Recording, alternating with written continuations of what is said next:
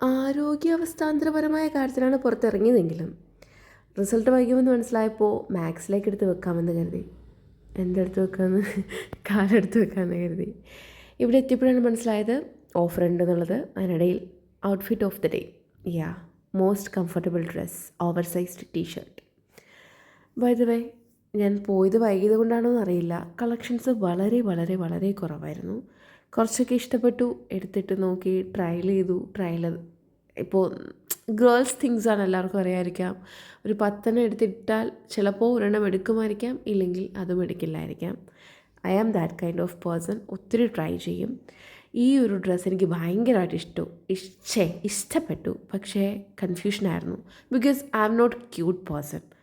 പക്ഷേ എല്ലാവർക്കും ഒരു ക്യൂട്ട് ഏറ ഉണ്ട്. നമ്മുടെ ഫിഗറിനനുസരിച്ചിട്ടുള്ളൊരു ഡ്രസ്സാണ് എടുക്കുന്നുണ്ടെങ്കിൽ. ബട്ട് അതിൽ ഞാൻ ഭയങ്കര കൺഫ്യൂഷനായിരുന്നു.